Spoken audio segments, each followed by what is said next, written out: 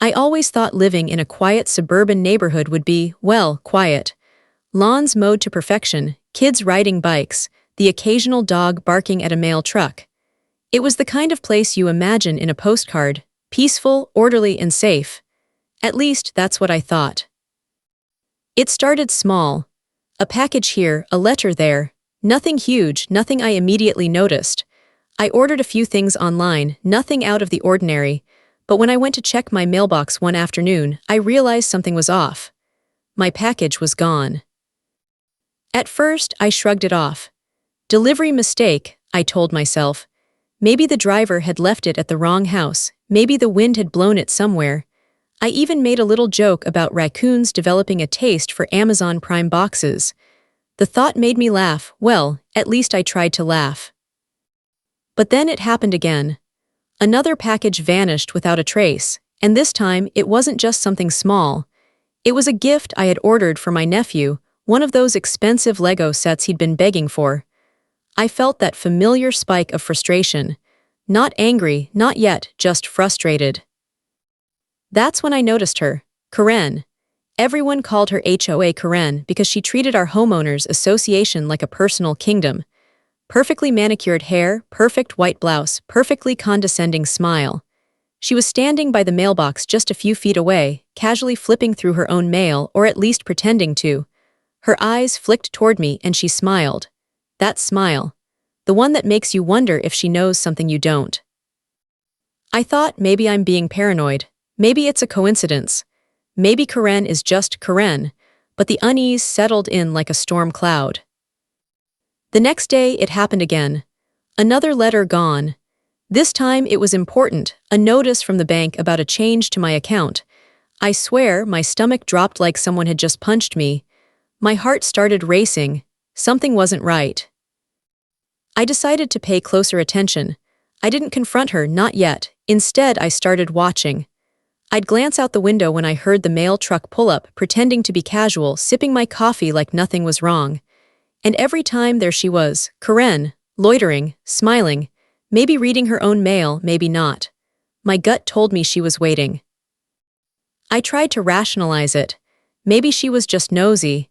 Maybe she liked knowing what everyone in the neighborhood was up to. That was plausible, but it didn't explain the missing packages. By the end of the week, the pattern was undeniable. 3 packages, 3 letters, all gone, and every time Karen was around, I could feel her eyes on me when I approached the mailbox. The smile hadn't changed, but there was something else in it now, an almost imperceptible glint of satisfaction. I thought about confronting her, but the thought of yelling across the driveway at HOA Karen made my blood pressure spike. Instead, I started talking to neighbors quietly. "Hey, have you had any missing mail?" I asked casually, pretending I was just making conversation. Some shrugged, some laughed. "Karen, no way, she's just nosy." But a few exchanged glances and whispered, "Be careful, she's tricky." That's when I realized I couldn't ignore this. It wasn't just about packages. It wasn't just about letters. It was about principle, about respect. And most importantly, it was about sanity. Because if HOA Karen thought she could treat my mailbox like her personal playground, she was in for a surprise. I didn't know yet what I was going to do, but I knew one thing. I wasn't going to sit back and let her keep getting away with it. Little did I know, my first real step into this suburban battlefield was about to begin, and it was going to be way more entertaining than I ever imagined. By the time the 3rd package disappeared, I was no longer laughing, not even a little. Something had shifted in my quiet suburban bubble. I couldn't shake the feeling that HOA Karen was watching me, waiting for me to slip up. And honestly, that thought was starting to make me a little paranoid. I began paying closer attention to her routines. Karen had this way of appearing exactly when I was checking the mailbox, like clockwork. Sometimes she'd be bending over, inspecting her own mail, but always with that smile. I started noticing the subtle things, the way she lingered just long enough to seem casual, the way she would make eye contact for just a split second before looking away. Little details that screamed, "I know more than you think." I tried to keep my cool. I didn't want to be that neighbor, the one who openly accuses someone of stealing mail. but I needed to figure out what was happening, and I couldn't ignore the pattern anymore. It was too obvious. Packages disappearing, letters vanishing, bills going missing, and Karen always nearby. So I started keeping a log. I wrote down delivery times, package descriptions, even the exact moment Karen showed up outside. It was starting to feel less like my life and more like a detective novel. I'd even started joking to myself about setting up a little stakeout. Next time, binoculars. Definitely binoculars, I muttered under my breath as I peeked through my curtains. The neighbors had noticed I was acting weird, too. A few waved when I looked out the window, some laughed. "You've gone full detective mode," one said, and I could tell she was half joking. But there was a seriousness in my mind I couldn't shake. I couldn't let this continue. I tried a different approach, polite confrontation. I walked over to Karen one afternoon when she was by the mailbox. I tried to sound casual. "Hey, Karen, I've noticed a couple of things missing from my mailbox lately. Maybe it's just the delivery company." She smiled, that same smile, only now with a glint of amusement. "Oh, I wouldn't know anything about that," she said, voice dripping with sweetness. But there it was again, the satisfaction in her eyes. She knew exactly what she was doing. I walked away, pretending nothing had happened, but inside I was fuming. It was one thing to be nosy, another to steal mail. And it wasn't just the packages anymore, it was the principle. The idea that someone could take what was yours and get away with it because they had power in the HOA. That night, I sat at my kitchen table, staring at the stack of missing mail and trying to figure out my next move. I needed proof. Not just a hunch, not just a suspicion.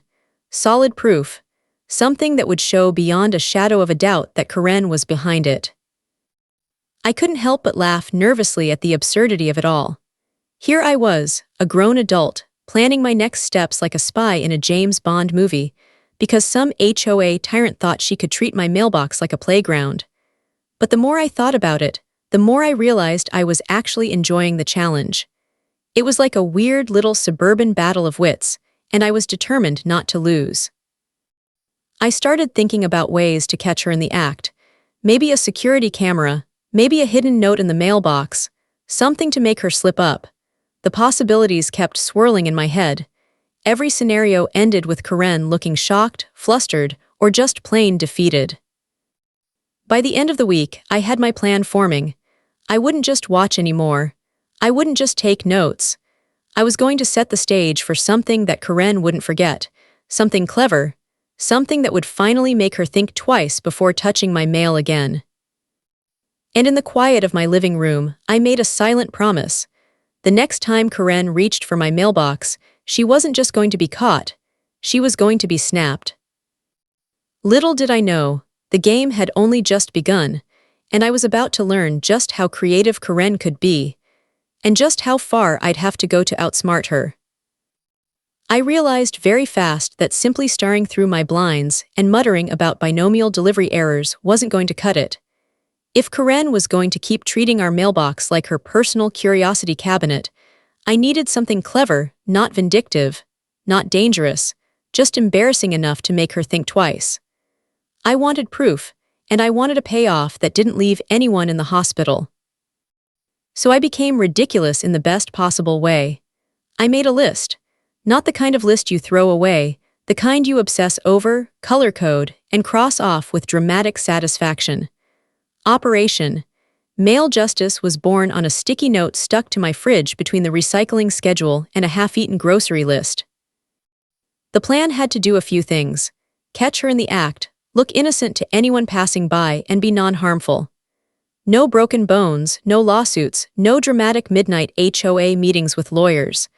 I pictured Karen dramatically clutching her chest and fainting in front of Mrs. Cezalia's. That image was funny for a second, but I wanted this to be clever, not criminal. I thought about a camera. A motion camera mounted by the mailbox would be perfect, but I didn't want to my entire sack and become a neighborhood creep. Also, the last thing I needed was Karen confronting me about invasion of privacy and turning the HOA into an episode of daytime television. So I scrapped the obvious and dug into the weird. I started to imagine the mailbox as a stage. What would make someone reach in and then immediately regret it, without causing actual harm? The answer arrived in the form of something small, loud, and instantly humiliating. A practical joke that announced, in no uncertain terms, "You were caught." I toyed with ideas. Confetti poppers too messy, too likely to blow back into my face. A harmless spring that popped a small flag out, adorable but maybe too subtle. And then, finally, I settled on a classic, an old-fashioned snap trap, but with a twist. Not the predator-style, jaw-closing device people think of when they imagine cruelty. No. I repurposed the concept into something more theatrical than injurious. A scaled-down snap mechanism that would make a loud, decisive clack, toss up a tiny paper flag that read "caught," and send out a small puff of harmless powder used in theater for effect. It would startle, it would announce, and it would look ridiculous, which was the point. I'm not going to give a tutorial on building prank devices because that's not what this is about. What I will say is, I made sure it was safe. I tested it on a stack of old magazines, on my porch, in the garage, anywhere I could make it go off without involving actual fingers. I made sure the mechanism couldn't draw blood, couldn't cause injury, and couldn't be mistaken for an assault. This was about humiliation and proof, not harm.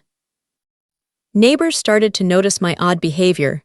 I'd be out taking out the trash 3 times a day, or suddenly checking the mailbox with suspicious frequency.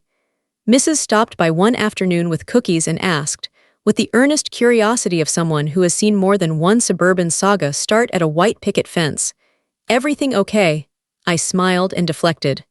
I didn't want to tell the whole sack I was auditioning for an espionage role. Yet. The night before I planned to set my little theatrical trap, I hardly slept. I lay in bed, every contingency like it was a military briefing. What if Karen brought someone? What if she didn't show? What if the trap misfired and I ended up swallowing a mouthful of confetti? The what-ifs were endless, and so was the adrenaline. I drank coffee like it was a negotiation tactic. On the morning of the big test, the sky was a clean, judgmental blue. I went about my routine with the kind of casualness that actors on a stage pretend when they know the spotlight is about to hit.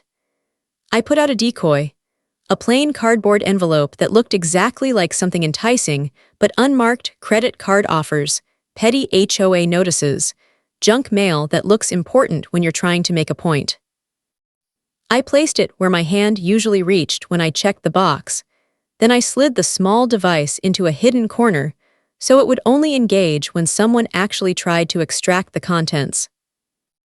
I didn't tell anyone, not even my best friend, who would have loved to be in on the caper and would have offered far too many high fives and a GoPro strapped to his head. I decided to watch from a distance, from inside my house with the blinds purposely half open, a living room stakeout with a bowl of cereal for courage. The waiting was a new kind of suspense. Every neighbor's step sounded like thunder. Every passing car was a possible diversion. And yet, in the midst of it all, I felt a strange sort of glee. This was no longer theory. It was a plan with teeth, metaphorical teeth, and now I had to see if Karen would bite. I took a deep breath, cupped the coffee between both hands, and watched the street like a man waiting for a verdict. The countdown had begun, and the whole neighborhood was blissfully, unknowingly cast as the audience.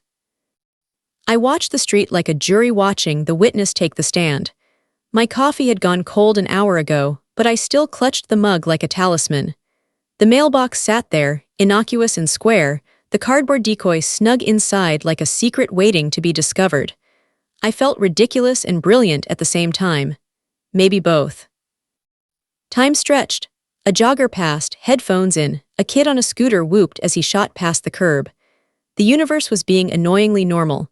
Then, as if on cue, Karen appeared at the mailbox. She'd done it 100 times before, gliding across the grass with that practiced, slightly pompous walk, checking the mail as if she were auditing people's lives. Today her blouse was crisp, her hair perfect, and that smile, there it was again, more measured than usual.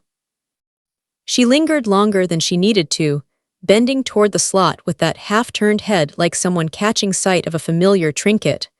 My heart tapped a rhythm against my ribs. I'd imagined this moment so many times that I had lines ready, snappy comebacks to deliver if she tried to accuse me of paranoia. But none of that mattered now. All that mattered was watching. Her hand slid into the box.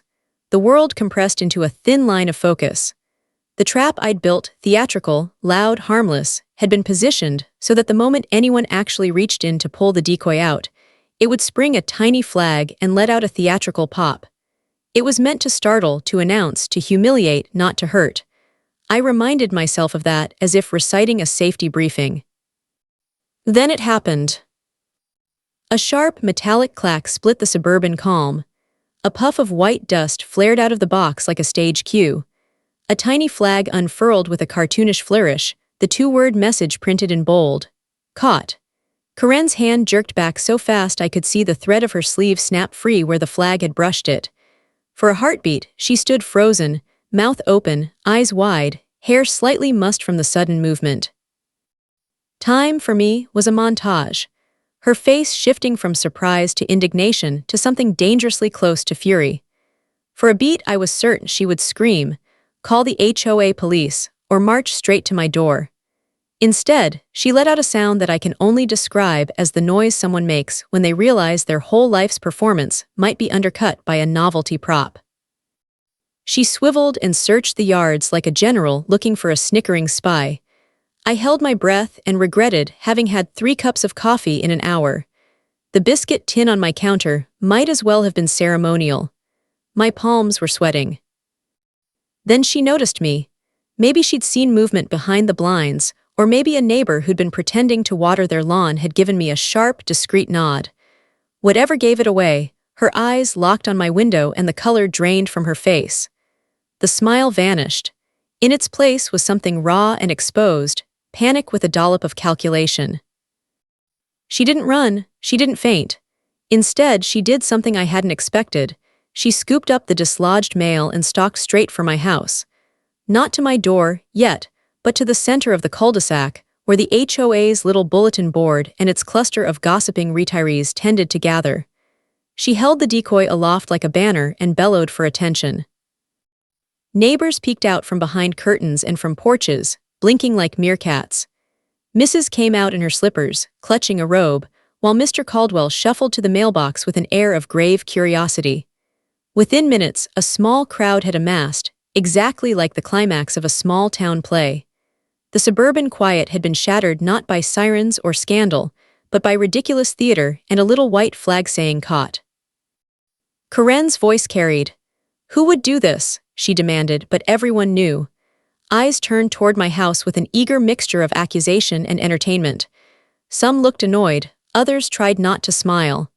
One of them, God bless him, covered his mouth with his hand and failed miserably at stifling a grin.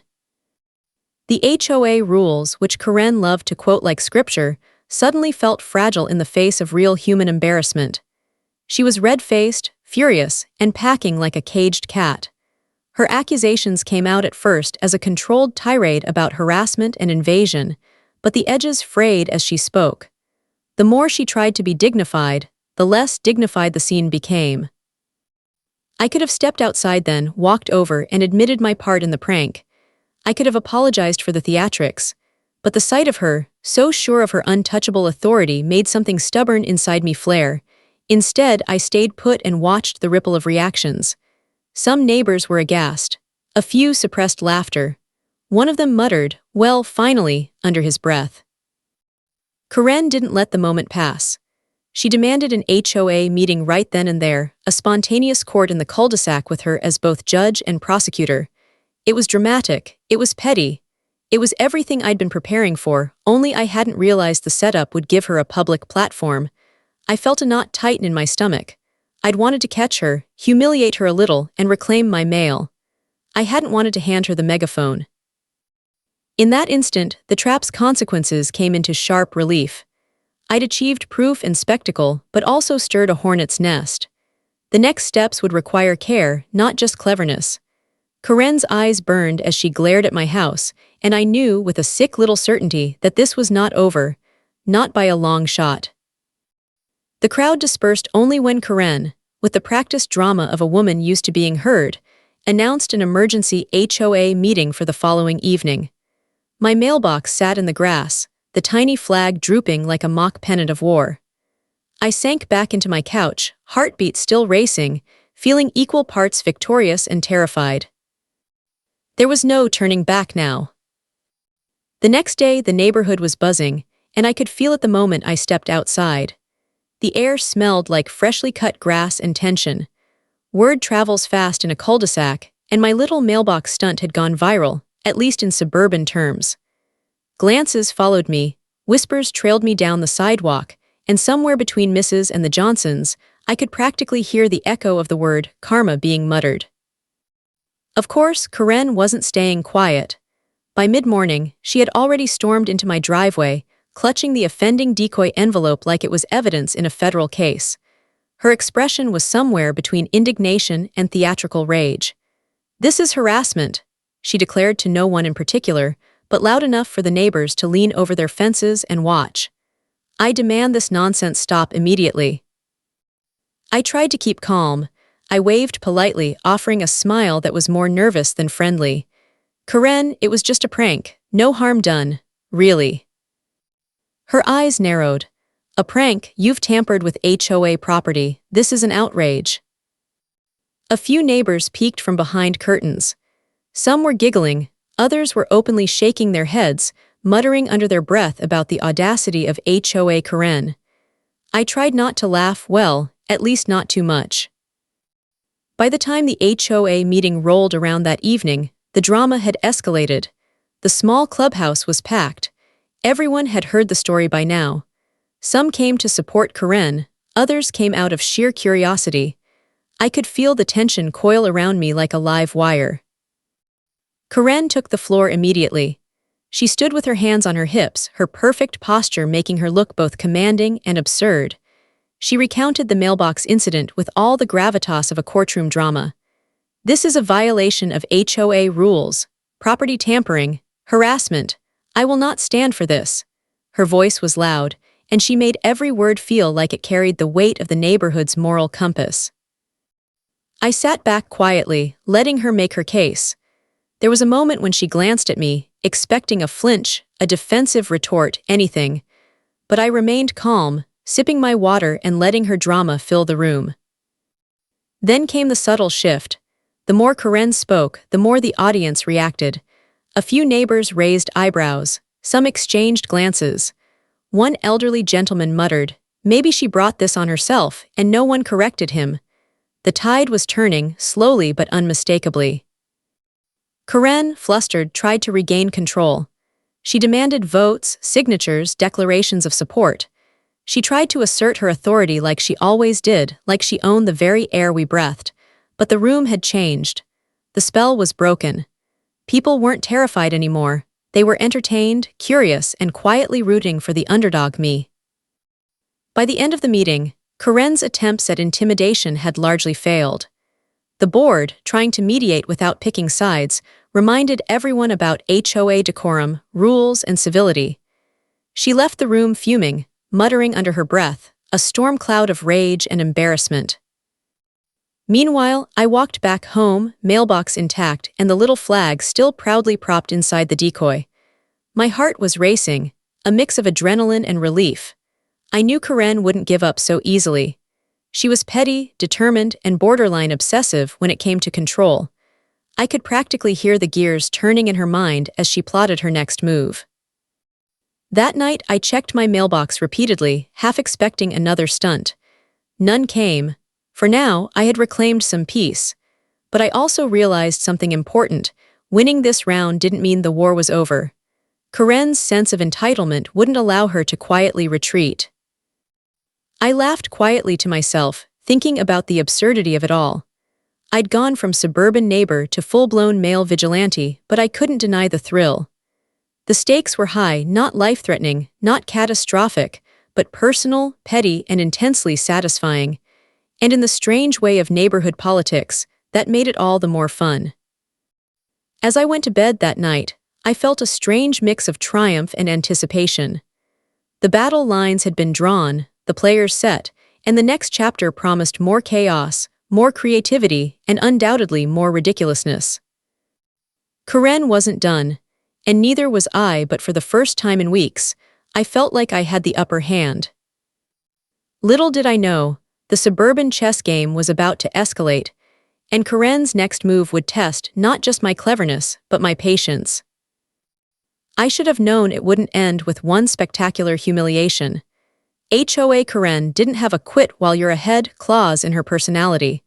By the next morning, it was clear she wasn't just angry, she was scheming. And schemes from HOA Karen were never small. It started subtly. My flower pots were rearranged. Not stolen, not broken, just shifted. My mailbox, which I'd positioned perfectly after the last incident, had been nudged slightly to the left. A thin scratch marred the wood of the fence gate. At first, I told myself it was coincidence. Maybe the wind, maybe kids playing. But then I noticed the pattern, everything small, precise, and pointed at me. Karen had moved on to what I started calling petty sabotage. She seemed to derive a special kind of satisfaction from making everyday life just a little inconvenient. My welcome mat was flipped, my garden gnomes had switched positions, and one morning I found a note tucked under my door. "Watch your mailbox carefully. K." I laughed nervously, mostly to convince myself I wasn't losing it. The note was harmless, but it carried menace. And humor. Karen had mastered the art of combining intimidation with absurdity. I tried to ignore her, I really did. But every time I checked the mailbox, I felt like I was walking through a gauntlet. My paranoia grew. I started checking not just the mailbox, but the surrounding yards, the corners of fences, the line of sight from her house. I felt like a spy in my own suburban landscape. Neighbors began noticing the tension, and some whispered warnings. "She's relentless," Mrs. muttered one afternoon over the fence. "Be careful, dear. Karen doesn't like being outsmarted." I nodded, pretending I wasn't devising countermeasures in my head while she spoke. And so the battle escalated. Karen's tactics were annoyingly clever. She timed deliveries to when she knew I'd be away, hoping I'd rush home in frustration. She watched my comings and goings like a hawk, sometimes from the shadows, sometimes pretending to water her roses. Every subtle glance, every carefully placed inconvenience was a reminder that she still had control. At least, that's what she thought. I realized that if I wanted lasting victory, I couldn't just react anymore. I had to anticipate. I had to be smarter. Karen thrived on control, but control can be challenged. And that's when I began plotting my next move, a counterattack that wouldn't just reclaim my mailbox, but would finally put her antics on display in a way she couldn't deny. I started experimenting with small distractions. Packages wrapped in absurdly oversized boxes, letters with cleverly folded corners, anything that would force her to make a visible choice, take it or walk away. I imagined the look on her face if she fell for another trap, only this time, with the whole neighborhood as witness. The suspense of the waiting was a strange kind of thrill. Each morning, I'd peek out the window, heart hammering, hopping to catch even a glimpse of her plotting. The tension built like a slow drumbeat, and I found myself addicted to it. There was a peculiar joy in the game of wits unfolding in front of me, and I couldn't deny it. Karen, for her part, continued her campaign of subtle chaos. Each day she upped the ante, moved a chair just slightly off-center, adjusted a mailbox flag, stared at my blinds like she was interrogating me with her gaze alone. She was relentless, petty, and entirely predictable once you knew her patterns. And that predictability was my advantage. I was learning her moves before she even made them. I mapped her routines, timed her appearances, and prepared contingencies. Each small act of sabotage became a clue in a larger puzzle, guiding me toward a final, clever solution that would make her antics backfire spectacularly. By the end of the week, I felt a mix of dread and anticipation. Karen was more vigilant than ever, but so was I. The stage was set, the pieces in place, and I knew the next confrontation wouldn't just be a small prank, it would be a showdown. I could feel it in my bones. The calm before the storm had passed. Karen's petty sabotage had escalated the tension to a fever pitch, and it was only a matter of time before our little suburban war reached its climax. And I had the perfect plan to make sure when that moment came, she would finally get what was coming to her, publicly, memorably, and irreversibly. By now, I'd learned Karen's choreography. She moved like a metronome, out at 9:15 to check the mail, back inside at 9:18 pretending she'd merely been on a stroll. She loved an audience, too. Nothing thrilled her more than a small crowd and the chance to look aggrieved. That predictability was the chink in her armor. It gave me the opening I needed. The final plan had to be clean, safe, and undeniable. I wanted her exposed in front of the neighbors, but I also wanted to make sure there was no permanent damage, no broken fences, no lawsuits, just a humiliating, unmistakable reveal that would put her in her place. I worked the logistics like a stage director. Cue the actors, set the lighting, time the reveal. I started with a decoy package again. This time, something she'd be unable to resist. It was small, plain, and deliberately nondescript. I tucked inside a harmless theatrical powder packet, the same kind used in theater productions for a little smoke effect, and a tongue-in-cheek card that read, "Neighborhood evidence, please return to sender." The idea was simple. When she slipped her hand into the box to pull the envelope out, the package would puff a soft cloud of white onto her fingers and sleeve. It would be startling, undeniably visible, and hard to explain away. I didn't rig anything dangerous. No traps, no mechanisms, just a cleverly placed packet that would burst with a gentle puff when pressed, like a party favor gone theatrical. I tested it on my porch a dozen times, adjusting angles and placement to make sure the powder would puff upward and not shoot into anyone's eyes or cause a real mess. Safety first, petty justice second. Next, the audience. I floated the idea to a couple of neighbors under the guise of a male awareness chat. I hinted that I'd be demonstrating a simple way to spot tampering, an educational thing, harmless and quick. Of course, they were curious. Curiosity in our cul-de-sac is basically a civic duty. By the time morning rolled around, a half-dozen neighbors had agreed to casually be outside around 9 a.m., ostensibly to hang laundry or water plants, but really to be on hand for whatever would unfold. My palms sweated as the hour approached. This was the moment I'd been building toward for weeks, the culmination of petty sabotage, late-night scheming, and a dozen furtive glances through blinds. My heart thudded, equal parts dread and exhilaration. I took my place behind my curtains, the blinds cracked open just enough to see but not be seen. Like clockwork, Karen appeared at 9:15, immaculate as ever, every hair in place, her purse occupying the exact stance of entitlement she favored. She paused, theatrically, at the mailbox. The neighbors pretended not to notice, but their eyes were sharp. You could feel the hum of expectancy in the street. She reached in. There was a soft, theatrical poof, like the whisper of a stage curtain. For a split second nothing happened. Then the white dust puffed up and settled on the back of her hand and the cuff of her blouse. The expression on her face dissolved into confusion, then into outrage, and finally into realization. She looked as if she had been splashed with something that took the sheen off her composure. Time slowed. Mrs. let out a tiny stifled gasp. Mr. Caldwell, who'd been pretending to check his mailbox, had difficulty keeping a straight face. Karen's hand froze midair, the powder a stark, ridiculous accent on her otherwise immaculate sleeve. She looked around as if searching for a scapegoat, eyes landing on the nearest fence, then the nearest window, mine. The color drained from her face. I stepped outside then, because someone had to speak. Calmly, I walked to the center of the sack and raised my voice just enough for the neighbors to hear. "I've had packages and letters go missing for weeks," I said. This was a test to see if mail was being tampered with. I paused to let the words sink in.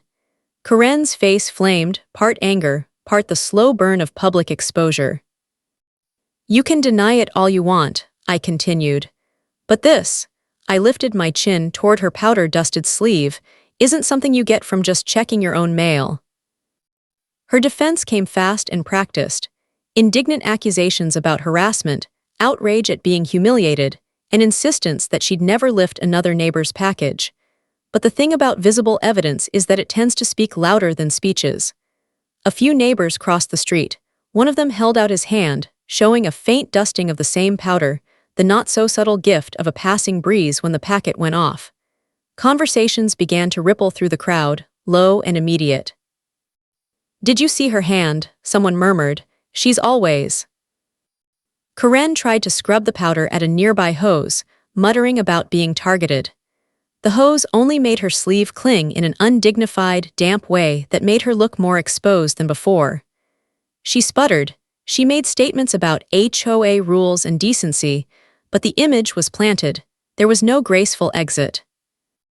In the immediate aftermath, the neighborhood sympathy didn't swing entirely to me.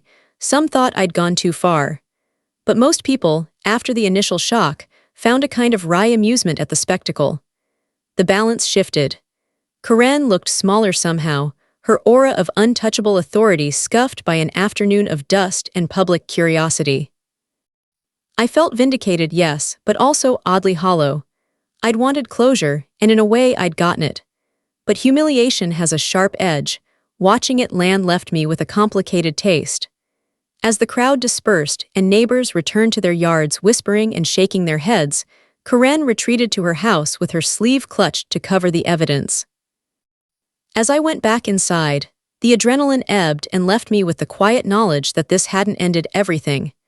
It had exposed a problem and shifted the neighborhood's perception, but Karen's pride wasn't something that would evaporate overnight. The final judgment remained to be seen. Would the HOA board do anything, or would Karen regroup and strike back? I closed the blinds and sat down, the weight of the impending resolution settling in. The next day's HOA meeting would be decisive. The story had reached its peak. What followed would be the reckoning. The morning after the final confrontation, the neighborhood felt lighter. Birds chirped, sprinklers clicked on, and for the first time in weeks my mailbox sat undisturbed, unthreatened, unmolested. I approached it slowly, half expecting some new stunt from HOA Karen, maybe a decoy note, a powder puff, or a strategically placed garden gnome. But nothing. Just the familiar, quiet hum of suburban normalcy. Of course, Karen didn't disappear entirely. I saw her peering through her curtains as I retrieved my mail, her face a study in simmering fury mixed with begrudging respect. There was no dramatic gesture, no accusation, just her watching, plotting, and processing what had happened. And I couldn't help but feel a little satisfaction knowing that, at least for now, she had been humbled. The HOA meeting that afternoon confirmed what I had suspected. Karen tried to rally support, insist on punitive measures, and paint me as a menace. But the evidence was undeniable. Neighbors had seen her take the packages, witnessed the theatrical trap, and understood the context. Even the board, usually swayed by Karen's assertive personality, had to admit that she'd overstepped her bounds. Her accusations of harassment fell flat, and for the first time, the balance of power had shifted. Karen left the meeting fuming, muttering under her breath and clutching her paperwork like a shield. She tried to maintain her authority, but the aura had dissipated. The neighborhood had spoken, not with words or votes, but with quiet observation and, secretly, amusement. For the first time, the notion that HOA rules could be wielded as a weapon against neighbors seemed absurd to everyone, including her. In the days that followed, a subtle change rippled through the neighborhood. Packages started arriving safely. Letters reached their destinations. The mailbox, once became just another piece of infrastructure. I checked it carefully, of course. I was still wary. But each day brought more confidence that the petty thefts and manipulations were behind me. Humor became an essential part of the recovery process. I found myself chuckling over the absurdity of what had transpired. A suburban war fought with a tiny flag, theatrical powder, and a carefully orchestrated prank. It was ridiculous, and yet it had worked. Karen had been exposed, her reign of passive-aggressive terror interrupted, and the neighborhood restored to a semblance of peace. The experience also left me reflective. I realized how fragile suburban civility can be when authority goes unchecked. It's easy to let someone like Karen dominate a space through intimidation, appearances, and small acts of control. But small, clever, and principled resistance can restore balance. The victory wasn't just about catching a thief, it was about asserting boundaries, reclaiming personal space, and doing so in a way that maintained dignity, safety, and a touch of humor. Neighbors began to approach me in quiet conversations over fences and driveways. "I never thought anyone would stand up to her," Mrs. said one afternoon, handing me a cup of lemonade. "You did it with style." Others nodded, laughing softly about the spectacle, the tiny flag, and the puff of powder. My mailbox had become a symbol, not of conflict, but of subtle triumph and ingenuity. Karen herself became more cautious, her movements measured, her interactions polite but distant. I could see the wheels turning in her mind, still calculating, still plotting, but I had gained a new confidence. I wasn't intimidated. I had prepared, acted, and emerged with both victory and a clear conscience. As I sat on my porch one evening, the sun dipping behind the rooftops, I felt a sense of closure. The mailbox was quiet, the packages safe, and the neighborhood had returned to its predictable rhythm. I could enjoy my morning coffee without suspicion, my letters without fear, and my peace without paranoia. Yet in a small corner of my mind, I knew this was a lesson I would carry forward. HOA Karen had taught me that vigilance, clever thinking, and a little humor could overcome even the most persistent petty tyranny. I also realized that life in a suburban neighborhood, with all its quirks and personalities, could be far more entertaining and instructive than I had ever imagined. And as I glanced one last time at the mailbox, I allowed myself a small smile. The battle was over, the neighborhood was calm, and I had won, not through aggression, not through malice, but through cleverness, patience, and just the right amount of theatrical flair. Suburban life had returned to normal, at least, until the next HOA adventure. Every HOA has a story on HOA headaches. You'll hear the ones they tried to bury. Subscribe today.